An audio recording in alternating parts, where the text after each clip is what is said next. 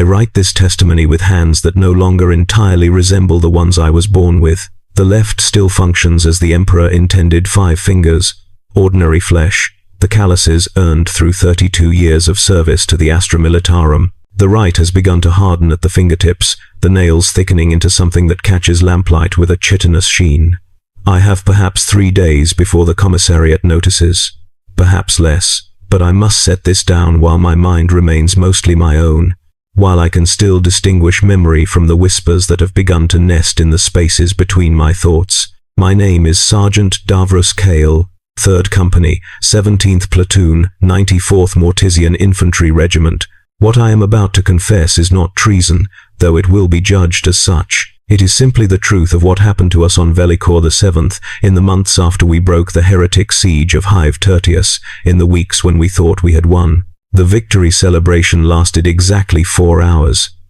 I remember because I counted them, the way I counted everything in those days: ammunition, expenditure, casualty rates, the number of times Lieutenant Harrow's hands shook when he thought no one was watching.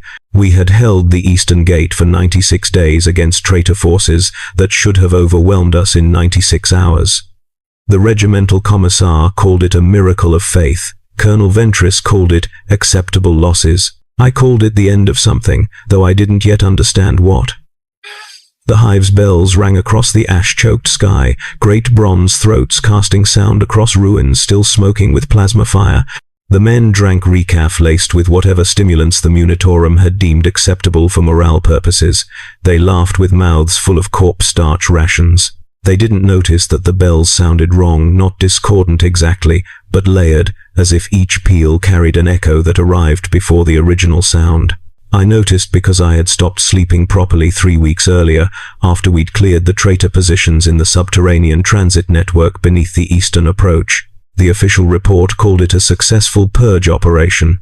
What it actually was: 6 hours of knife work in absolute darkness, the kind that strips away your illusions about what human bodies can survive, what sounds they can make when they're dying in ways that shouldn't be anatomically possible. We'd lost 12 men down there. We'd brought back 19 bodies. The commissariat burned the extra 7 without asking questions, which should have told me something. But you don't question battlefield mathematics when you're tired enough that closing your eyes feels like falling into a hole you might not climb back out of.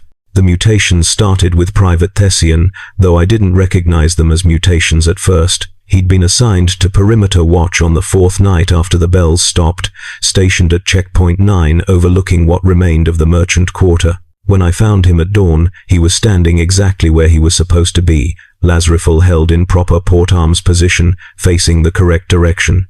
But he hadn't moved in 7 hours, not to shift his weight, not to blink, not to acknowledge my presence when I called his name. His eyes were open, tracking movement with mechanical precision, a scavenging bird picking at rubble, a piece of scorched textile caught in the wind. When I finally grabbed his shoulder and physically turned him to face me, his neck articulated with a series of small, wet clicks, like knuckles cracking underwater. "Sergeant," he said, and his voice was perfectly normal, perfectly calm. I was watching the perimeter. For 7 hours without moving? Time passed. He seemed genuinely confused, the way you'd be confused if someone asked you to remember breathing. I was. Focused. I reported it as fatigue. Combat exhaustion. Recommended a 48-hour medical stand-down. The company medic, a narrow-shouldered man named Paulus, who'd seen 3 campaigns before Velikor, examined Thessian for 11 minutes and pronounced him fit for duty with a notation about elevated stress markers. I remember watching Paulus write the clearance with hands that moved too quickly, his pupils dilated despite the harsh lumen strips overhead. I remember thinking his handwriting looked different, the letters too uniform, too precise, as if he'd forgotten his own penmanship and was imitating someone else's memory of it. Thessian returned to rotation.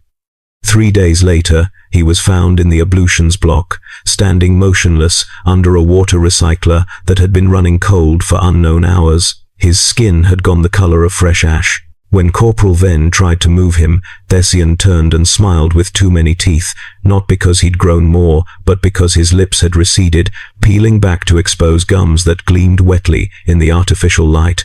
He spoke in a voice like rustling paper. "I was just getting clean." Everything needs to be clean. Can't you feel how dirty it all is? The commissariat took him that evening. We heard a single gunshot from the command bunker. No one discussed it. You don't discuss these things. You develop a kind of selective amnesia that lets you sleep in the same barracks where a man was dragged away hours earlier.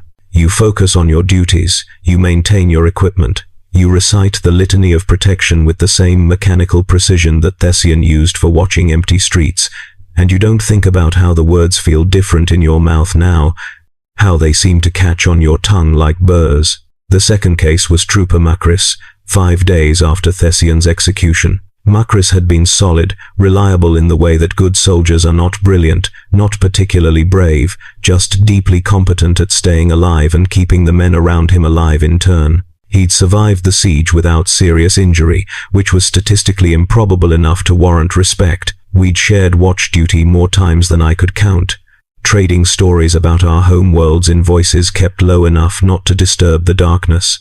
He came from a mining moon where the sun rose every 28 hours and the Emperor's light had to be reinforced with artificial lumens because the natural one wasn't reliable. He had a sister in the administratum, a brother who died in the Schola Progenium trials, details that made him human, that anchored him to something beyond the regiment.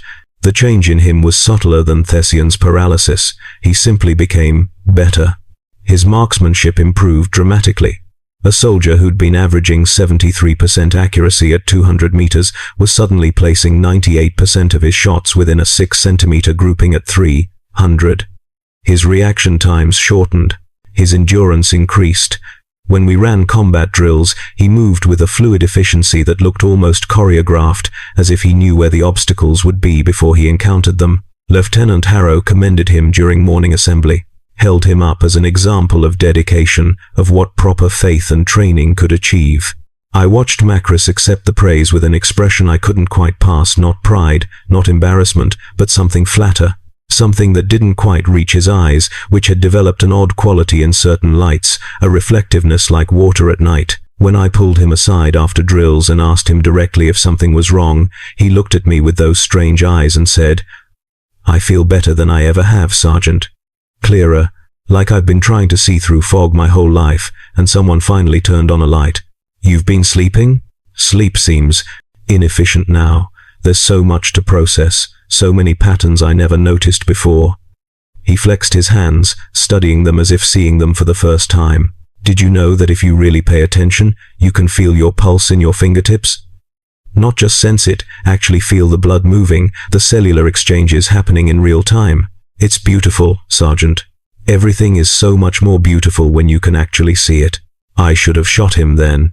Standing in that supply corridor with shadows pooling in the corners and the distant hum of the hive's failing power grid creating a baseline drone that seemed to synchronize with my heartbeat, I should have drawn my las pistol and put a round through his skull. It would have been a kindness. It would have been my duty. Instead, I told him to report to the Medicae for evaluation and walked away with my skin crawling, with the certainty that I'd just made a catastrophic mistake settling into my chest like a stone. The Medicae station was in the lower levels of what had been a commercial district, requisitioned by the regiment and converted into a triage center that still smelled of burned meat and disinfectant chemicals that didn't quite mask the underlying rot. Medic Paulus was there, along with 2 orderlies whose names I never learned. They rotated in from other companies, served their shifts in exhausted silence, and rotated out again. I found Paulus standing over a dissection table, studying something preserved in a specimen jar. He didn't look up when I entered, just kept staring at whatever was in that clouded liquid with the same intensity Thessian had used on empty streets. "Macris needs evaluation," I said. "Everyone needs evaluation." His voice was distant, preoccupied. "We're all just collections of systems failing at different rates. Did you know the human body replaces itself completely every 7 to 10 years? Every cell, every molecule. You're not the same person you were a decade ago. Not physically. So what persists? What is the continuity that makes you you? Medic, are you?" "I'm fine, Sergeant. Better than fine. I'm beginning to understand things." He finally turned to face me, and in the harsh lumen light I saw that his eyes had the same reflective quality as Macris's, That same suggestion of depth that shouldn't exist in human sclera. The human form is so limited, all these redundant systems, these evolutionary compromises.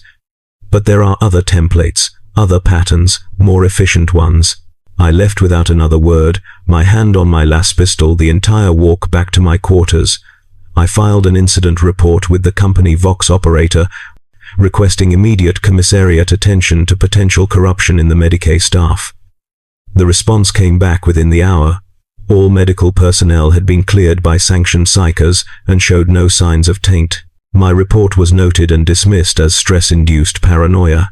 I was advised to increase my prayer recitations and reduce my stimulant intake. That night, I dreamed for the first time in weeks. I was back in the transit tunnels beneath the eastern gate, moving through darkness so complete it had weight, had texture, had a quality of presence that made it more than mere absence of light.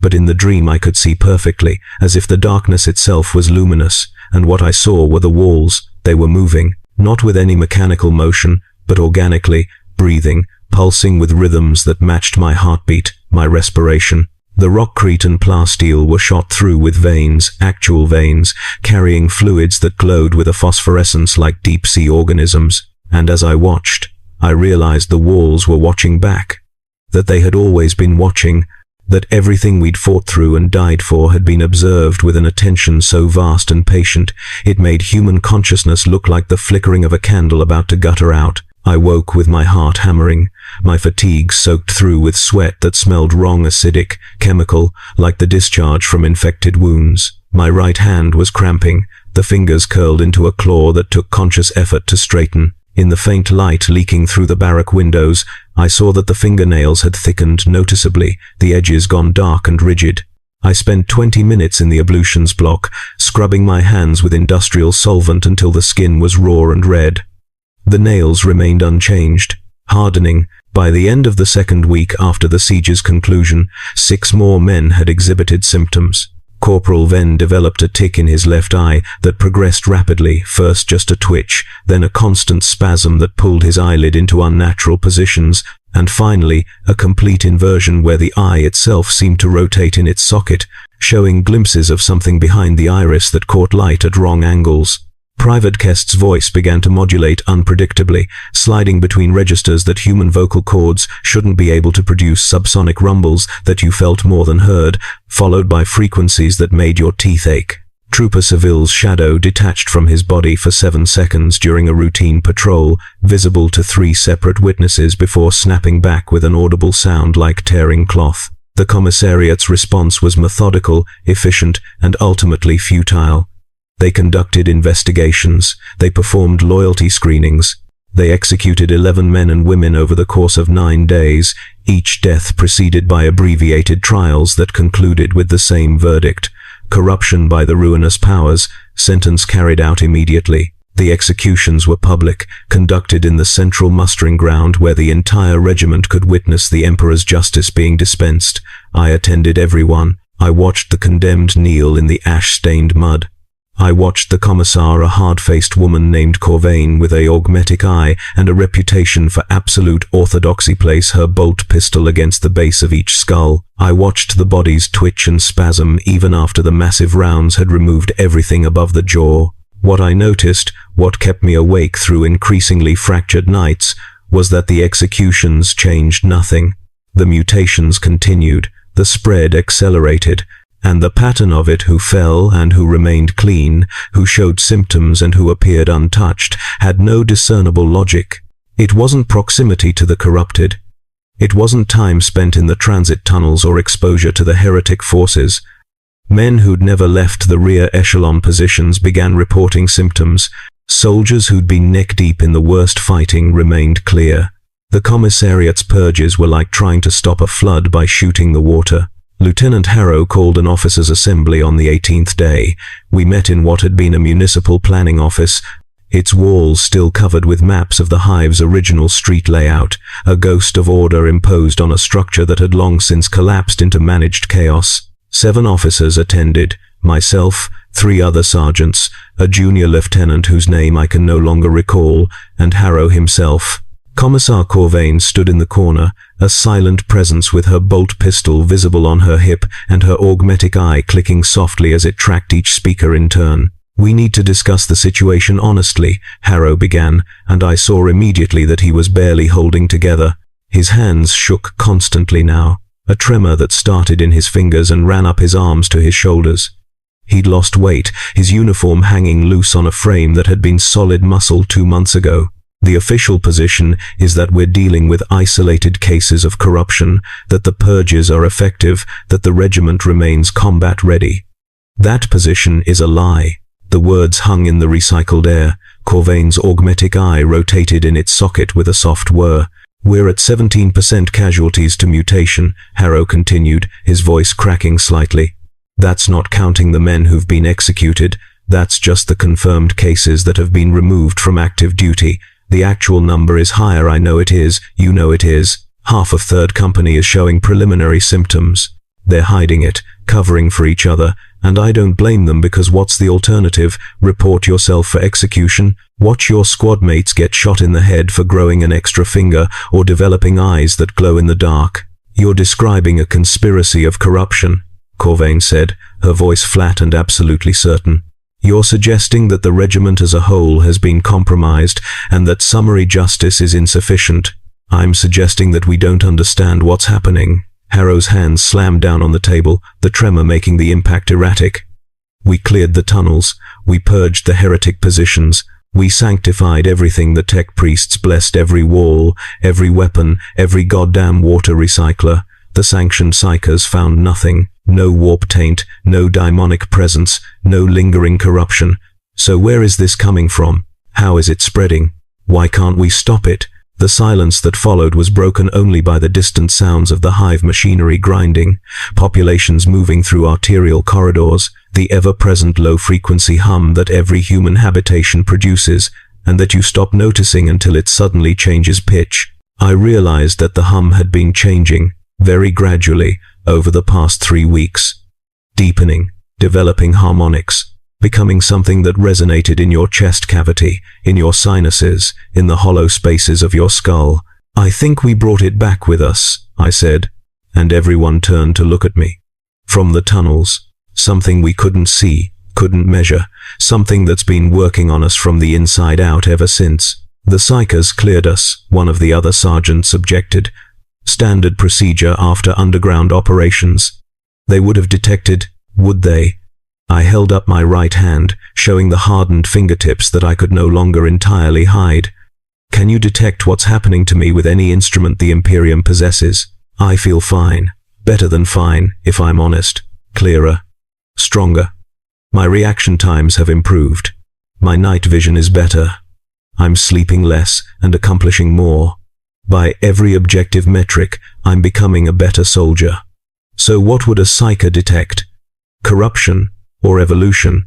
The word landed like a lass round. Corvain's hand moved to her bolt pistol. "I'm not advocating heresy," I said quickly, keeping my voice level, reasonable. "I'm trying to understand the mechanism. Because if we don't understand it, we can't fight it. And shooting everyone who shows symptoms isn't fighting, it's just culling. Reducing our numbers until there's nothing left to save." Harrow's hands were shaking so badly now that he had to grip the table edge to steady them. "The colonel has requested extraction," he said quietly. "For the regiment, full withdrawal to orbital assets, followed by comprehensive purification protocols. The request was denied. High Command's position is that Velikor VII is strategically critical and cannot be abandoned. We're to hold position indefinitely, maintain order in the hive, and await reinforcements that are currently projected to arrive in 8 to 14 months. 8 to 14 months, someone repeated, their voice hollow. "We'll all be dead or changed in 8 weeks, another officer said. "Then we adapt."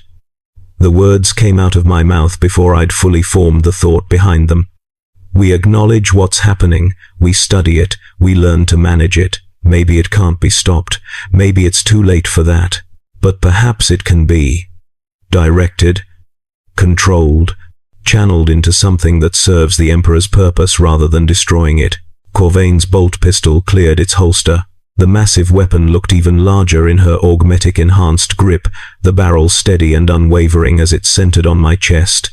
"You are advocating conscious collaboration with chaos corruption," she said, her voice still flat, still certain. "That is the clearest possible definition of heresy." "I'm advocating survival," I replied, meeting her gaze, her real eye and the augmetic one, both equally cold. "We can die pure, or we can live changed and continue serving. The choice seems clear to me." The sound of the hammer cocking was very loud in that small room. I waited, my heart rate steady, my breathing controlled. The clarity I'd been feeling for days had crystallized into something diamond hard and unshakable. I understood now that this wasn't fear. Fear was something that belonged to the person I'd been before the tunnels, before the mutations, before I'd begun to see the patterns that underlay everything. What I felt now was more like curiosity, a genuine interest in whether Corvain would pull the trigger, what it would feel like, whether consciousness would persist through the trauma or simply cut out like a light. She didn't fire. Instead, she lowered the weapon fractionally and looked at Harrow. "Lieutenant, you will place this man under arrest and confine him to the holding cells pending formal tribunal. That is a direct order from the commissariat." Harrow looked at her, then at me, then back at her. His hands had stopped shaking. When he spoke, his voice was steady for the first time in days. "No." The tension in the room changed quality, became electric, became something that tasted like copper and ozone. Corvain's augmetic eye whirred as it refocused. "Lieutenant, you understand what you're saying?" "I understand perfectly." Harrow straightened, his shoulders squaring despite the weight loss, despite the exhaustion. "We're dying, Commissar. The entire regiment is dying. And you're standing there with a gun, ready to accelerate the process in the name of purity. But purity is a luxury we can no longer afford. Sergeant Cale is right, we need to understand this, or we're all dead within weeks. So no, I won't arrest him. I won't enable another execution. Not until we've at least tried to survive." I expected violence, expected Corvain to shoot Harrow where he stood, then turn the bolt pistol on me, then methodically execute everyone in the room who didn't immediately pledge loyalty to her interpretation of Imperial doctrine. Instead, she holstered her weapon with deliberate precision and said, "This regiment is now in open mutiny against the commissariat. I will be reporting this incident to High Command immediately. You have until my transmission is acknowledged to change your position. After that point, you are all condemned." She walked out. No one stopped her, no one spoke for perhaps 30 seconds after the door sealed. Then Harrow laughed, a short, bitter sound that held no humor whatsoever. "Well," he said, "we've crossed a line there's no uncrossing. Might as well make it count. Cale, you wanted to study this? You're now in charge of understanding what's happening to us. Take whoever you need, requisition whatever resources exist. Find answers before we're all either dead or too changed to care about questions." I became, in essence, the regiment's heretic researcher. The irony wasn't lost on me that I was now doing exactly what the Inquisition would burn entire worlds to prevent, that I was applying scientific methodology to chaos corruption as if it were a disease that could be mapped and managed. I requisitioned a subsection of the Medicae station, cleared it of everything except the most basic equipment, and began conducting examinations. Volunteers came forward, soldiers who knew they were changing and wanted to understand why, who'd rather die with knowledge than without it. The patterns emerged slowly, maddeningly. The mutations weren't random. They clustered around certain characteristics that took me 3 weeks to identify. Soldiers with higher scores on pattern recognition tests showed symptoms earlier. Those with documented psychosensitivity, even at subclinical levels, progressed faster. Men and women who'd spent time in the deepest sections of the transit tunnels, the levels below the official maps, the places we'd been forced to crawl through to outflank the heretic positions, they changed in more dramatic ways, their bodies reshaping themselves with a purposefulness that suggested design rather than decay. And the changes weren't simply destructive. Yes, there were the grotesque mutations, the extra limbs, the faces that split to reveal toothy cavities where none should exist, the skin that hardened into armor-like plates. But there were also enhancements, improved cognitive function, enhanced reflexes, the ability to see across broader spectrums of light, Marksmen who could now calculate bullet trajectories instinctively, factoring for wind and gravity and target movement without conscious thought. Engineers who could understand machine systems at a glance, who could repair equipment by touch alone, their hands moving with a certainty that suggested they were feeling the flow of current, the stress points in metal, the weak spots in any construction.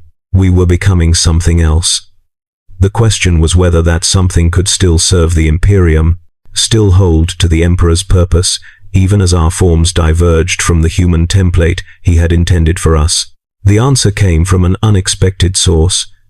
Medic Paulus, who had been among the first to change and who had continued working despite his eyes now glowing faintly in darkness, despite his fingers having elongated to twice their original length. He found me in the subsection at 0300 hours local, during what should have been sleep cycle but which I'd abandoned weeks ago. Sleep felt wasteful now, a vestigial need from a less efficient state of being. I've isolated it, he said without preamble, his two long fingers holding a data slate that displayed molecular structures I couldn't immediately parse. The vector, it's not biological, not in any conventional sense. It's information.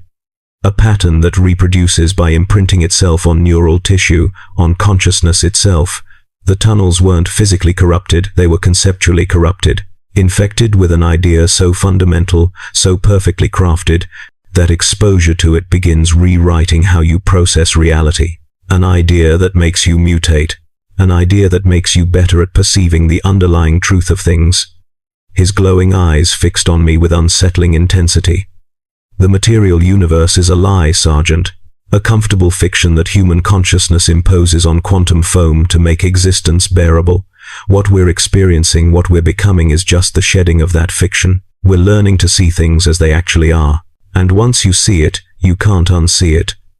The mutation follows naturally, because human forms were designed for the lie. To exist in truth requires adaptation. I should have recoiled. Should have recognized this as the purest heresy, the exact kind of seductive reasoning that leads loyal soldiers into damnation. Instead, I felt a shock of recognition, because what he was describing matched my own experience exactly. The clarity, the sense of patterns revealing themselves, the feeling that I'd been living behind a veil my entire life and had only now stumbled into actual light. Can it be stopped? I asked. Would you want to stop it if you could? Truly. He tilted his head at an angle that would have broken a normal man's neck. We're becoming stronger, faster, more intelligent. We're developing capabilities that make us superior soldiers. Why would the Emperor disapprove of his servants becoming more effective instruments of his will? The reasoning was seductive, dangerously so, because stripped of the language of corruption and heresy, what was actually happening? We were evolving, adapting to threats that normal humans couldn't effectively fight, becoming weapons better suited to the galaxy's horrors. If the Emperor wanted humanity to survive in a universe that was fundamentally hostile to human existence, wouldn't he approve of any adaptation that made survival more likely? I reported my findings to Harrow the next day. He listened in silence, his hands now steady, his eyes showing the same reflective quality that marked the changed. He'd been hiding his own mutations, I realized, covering them with long sleeves, with careful positioning, with the authority of rank that discouraged too close inspection. When I finished, he was quiet for a long time, his gaze distant. "The colonel is dead," he finally said. "Suicide according to the official report, bolt pistol to the head in his private quarters, no note, no explanation. Command has passed to Major Thessios, who is sympathetic to our position. He's authorized the continuation of your research. He's also authorized the formation of what he's calling specialized reconnaissance units, soldiers who've undergone significant mutation but remain functional and loyal. They'll be deployed for operations that normal humans can't effectively conduct. We're weaponizing corruption," I said flatly. "We're using the resources available to us." Harrow's voice was calm, reasonable. "The Imperium does this all the time, sanctioned psychers, servitors, penal legions. We take things that would be threats and turn them into tools. Why should this be different? Because it was different. Because sanctioned psychers were controlled, servitors were lobotomized, penal legions were expendable. What we were creating was something that retained consciousness, that gained power, that might eventually question whether it still served the Emperor or had moved beyond the need for such service.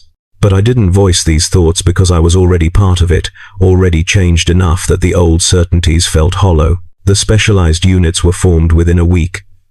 37 soldiers, all showing advanced mutations, all still functional enough to carry weapons and follow orders. They were deployed into the hive's lower reaches zones that had been declared too hazardous for normal human habitation, where the architecture itself had been warped by the siege's violence and by something deeper, something that had been gestating in Velikor's foundations for longer than the Imperium had held the planet. The units went down into the darkness and came back 3 days later, all of them alive, all of them changed further. They brought intelligence about heretic holdouts that the normal reconnaissance hadn't found. They brought captured equipment. They brought enemy bodies for examination. They also brought something else. A presence. An awareness. When they assembled for debriefing, I could feel it, not with any physical sense, but with the new perception that had been growing in me since the mutations began. They were connected. Not telepathically, not in any way that a sanctioned psyker could detect or interrupt, but through some deeper channel that existed below conscious thought. They moved in unconscious synchronization, their breathing patterns matching, their eye movements coordinating. They had become a distributed consciousness that wore individual bodies the way a human wore clothing. And they were effective, devastatingly so. When the next heretic uprising occurred, a cult cell that had been hiding in the commercial sectors, waiting for Imperial forces to relax their guard, the specialized units put it down in 6 hours with 0 friendly casualties and total enemy elimination. They moved through the urban terrain like water, flowing around obstacles, coordinating attacks without any visible communication. They knew where the enemy would be before the enemy knew themselves, because they could feel the patterns, could sense the intentionality that preceded action. Major Theseus formally commended them, requested more units, authorized expanded recruitment from soldiers showing early-stage mutations. What had been a crisis became policy. What had been heresy became doctrine. The regiment adapted because the alternative was extinction. And survival always trumps purity when you're counting casualties in the thousands. I watched it happen with a strange detachment, conducting my research, documenting the changes, writing reports that I knew would never reach high command, because we were now beyond the Imperium's ability to judge us by its standards. My right hand had fully transformed, the fingers ending in chitinous claws that could punch through ceramite. The palm hardened into something like living metal. My vision had expanded into spectrums that normal humans couldn't perceive. I could see heat signatures, electromagnetic fields, the subtle distortions that living consciousness created in local reality. I was becoming something else, and I couldn't truthfully say I regretted it. The breaking point came 63 days after the siege's end, when Commissar Corvain returned. She brought reinforcements, not the full regiment that had been promised, but a strike force. 50 sisters of battle, their power armor gleaming with sacred oils, their faith absolute and unquestioning. They arrived in the night, their transport dropships carving fire across Velikor's polluted sky. They moved through the hive with purpose, with terrible certainty, and by dawn they had seized the command structure. Major Theseus died in his sleep, a blessed round through his skull. Lieutenant Harrow died at his desk, his mutated hands still clutching the data slate he'd been using to plan the next deployment.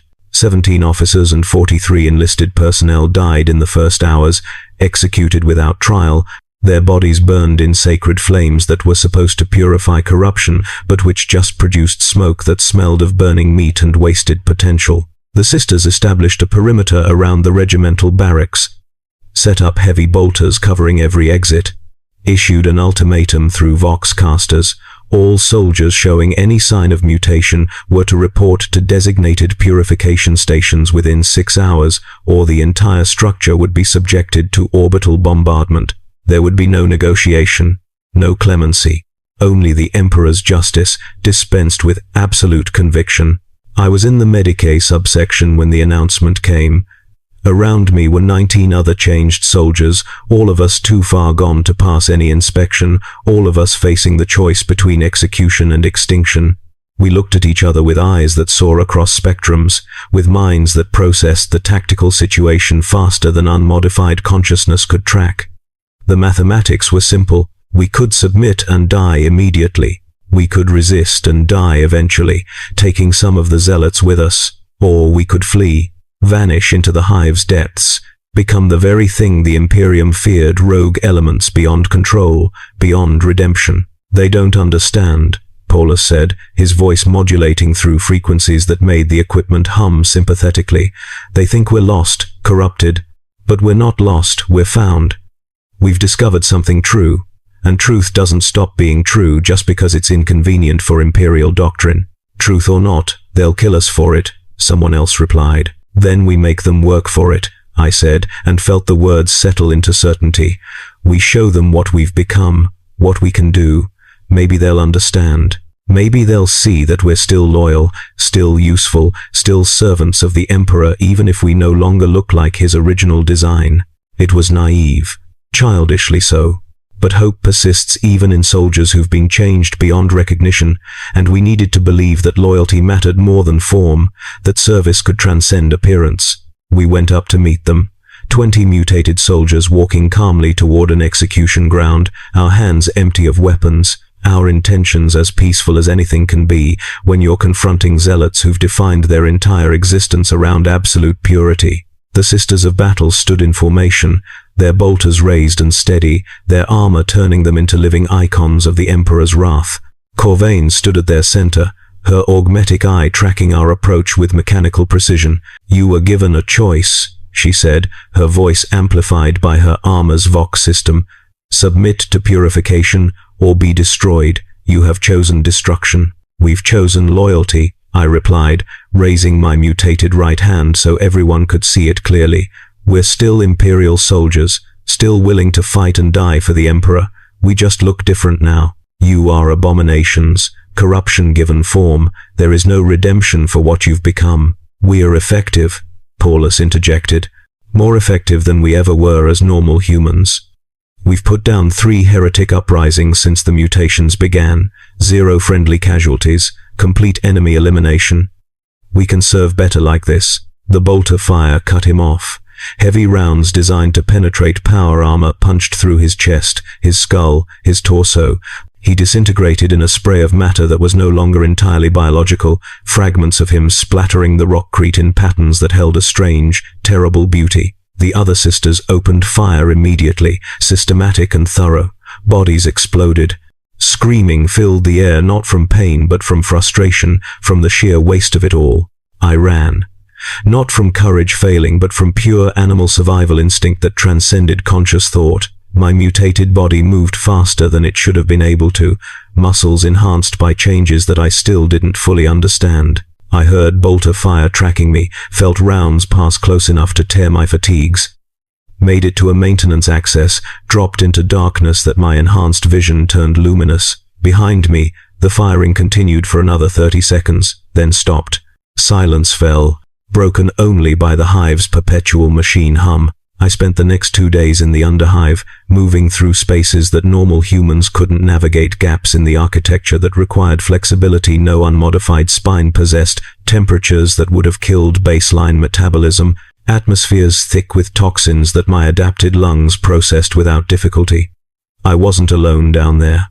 I found others, scattered remnants of the regiment who'd fled rather than submit, who'd gone to ground in the hive's depths and were learning to survive in environments that would have been instantly fatal before the mutations. We numbered perhaps 80 by the 3rd day, soldiers who'd been loyal Imperial servants and who still thought of themselves that way, despite the claws, the extra limbs, the faces that had restructured themselves into something that could no longer smile. We gathered in a water recycling plant that had been abandoned decades ago, its machinery silent, but its structure still sound. Someone had scavenged lumen strips. Someone else had found ration packs. We sat in that dim light and discussed our options in voices that modulated through inhuman registers. The consensus was bitter. We were now the enemy. Not because we'd betrayed the Emperor, but because we looked like we had. Form had become more important than loyalty. Appearance had trumped service. The Imperium we'd bled for had declared us unacceptable, and there was no appeal, no clemency, no path back to legitimacy. So we become what they've named us, someone said, a woman whose name I'd forgotten but whose face I remembered from a dozen combat deployments, now reshaped with crystalline growths that caught light at impossible angles. If they want monsters, we'll be monsters, effective ones, loyal ones, but monsters nonetheless. We survive, I said. We adapt, we become something new, maybe something the Imperium needs even if it doesn't want it, maybe something that will matter centuries from now, when whatever we're becoming has fully manifested. It wasn't a rousing speech, it wasn't inspiring. It was just the truth, delivered by a sergeant whose right hand ended in claws and whose eyes could see across spectrums that included something that might have been the immaterium itself, that layer of unreality that pressed against the material world like an ocean against glass. We were becoming something liminal, something that existed between categories, and that existence would be defined by what we chose to do with it. The Sisters of Battle hunted us for 3 weeks. They moved through the hive with faith-driven determination, their flamers sanctifying entire sectors, their bolters putting down anything that moved and didn't immediately identify itself as loyal and pure. They killed civilians along with mutated soldiers, purging anyone who might have been exposed, anyone who showed the slightest sign of change. The death toll climbed into the thousands. The hive's population, already traumatized by the siege, began to break under the weight of this new terror. And we fought back. Not openly, not in any way that would let them paint us as simple heretics. We sabotaged their supply lines, disrupted their communications, left their patrols lost in sectors that should have been straightforward to navigate, the architecture itself seeming to shift when they weren't looking. We were learning to manipulate the environment, to work with the hive's machine spirits in ways that the mechanicus would have called tech heresy, but which felt more like collaboration, like recognizing that the boundary between machine and consciousness was more permeable than imperial doctrine acknowledged. The sisters began taking casualties. Not many, they were superbly trained, fanatically devoted, equipped with the best war gear the ecclesiarchy could provide. But they were human, baseline human, and they were fighting something that moved through dimensions they couldn't perceive, that coordinated across channels they couldn't monitor. They started making mistakes, started seeing threats where none existed, started firing at shadows, at echoes, at the manifestations of their own fear given form by minds that could now sculpt reality at the margins. Corvain was the last to die. I found her 3 weeks after the purge began, separated from her sisters, alone in a sector that had shifted subtly while she wasn't watching, corridors leading to junctions that shouldn't exist. She stood with her back to a wall, her bolt pistol drawn but not aimed at anything specific, her augmetic eye clicking frantically as it tried to parse an environment that no longer followed consistent geometric rules. "Sergeant Cale," she said when she saw me. Her voice was steady despite everything. "Come to finish what you started." "I didn't start this," I replied. My mutated hand flexed unconsciously, claws scraping against ceramite-equivalent hide that had replaced my left arm's skin. "You did. By choosing purity over loyalty, by deciding that form mattered more than function. You are corrupted by the ruinous powers. That is objective fact. I am changed, that's also fact, but corruption implies degradation, and I'm stronger now than I ever was, smarter, more capable, more effective at serving the Emperor's will, even if his servants no longer recognize me as one of them." She laughed, a short, harsh sound. "Do you hear yourself? You sound exactly like every heretic I've ever executed. They all claim to be loyal. They all insist their changes make them better. And they're all lying, either to me or to themselves." "Maybe they were telling the truth," I said.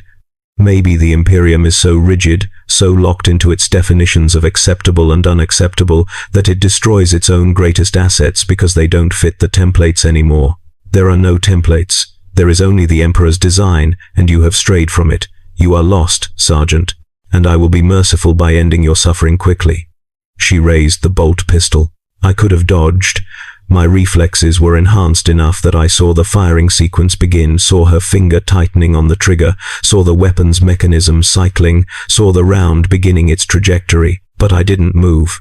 Instead, I reached out with senses I was still learning to control, touched the edge of her consciousness, and showed her what I'd become.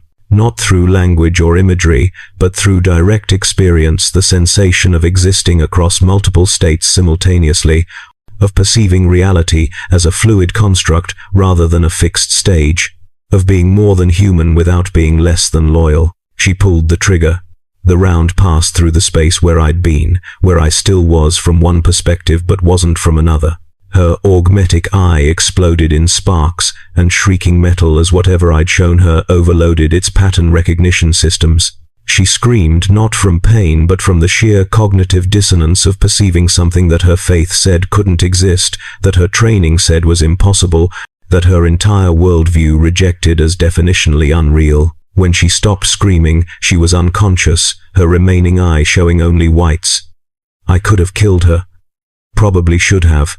Instead, I left her there for her sisters to find, a living testament to the fact that reality was more complex than their certainties allowed for. The purge ended 3 days later, when Orbital Command finally acknowledged that the sisters had lost control of the situation.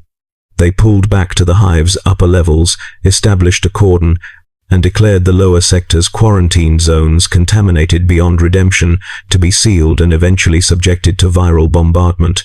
We'd won, in the sense that we'd survived. We'd also lost, because we were now officially separated from the Imperium we'd served, trapped in spaces that would eventually be sterilized from orbit. That was 4 months ago. I write this testimony in a chamber that exists in 3 dimensions but touches a 4th, powered by systems that blur the line between technology and biology. Around me are 372 changed soldiers, men and women, who were once loyal Imperial servants and who insist they still are, even as their forms diverge further from the human template with each passing day. We've established something like a society down here in the depths. We've learned to work with the hive's machine spirits, to cultivate the mutations in directed ways, to become something that might eventually be more useful to the Imperium than it currently wants to acknowledge.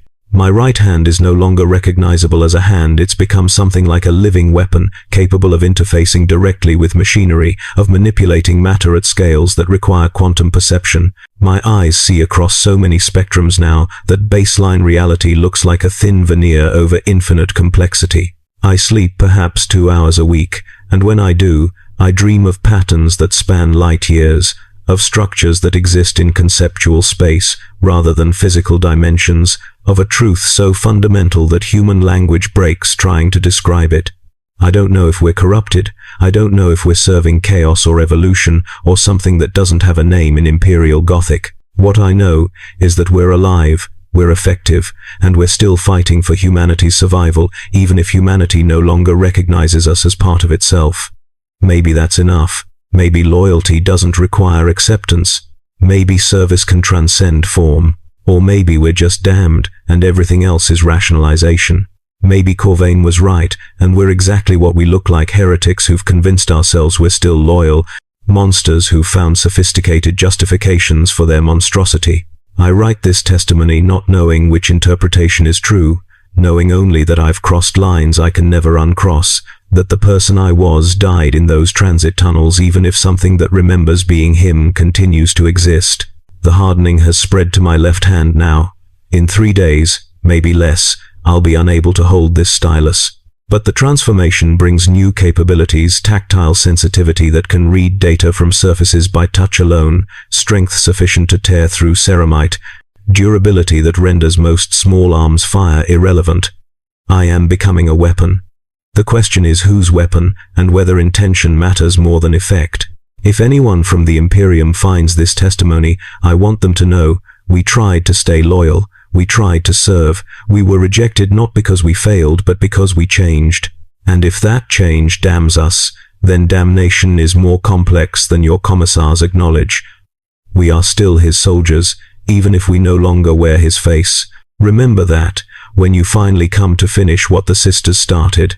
Remember that loyalty can wear unfamiliar forms, and that sometimes the Emperor's tools must be reforged in fires that would terrify the faithful. My name was Sergeant Davros Kyle. I served the Imperium for 32 years. I still serve it, in whatever capacity something like me can, and I will continue serving until extinction or transformation renders the distinction meaningless. The Emperor protects. even those he no longer recognizes.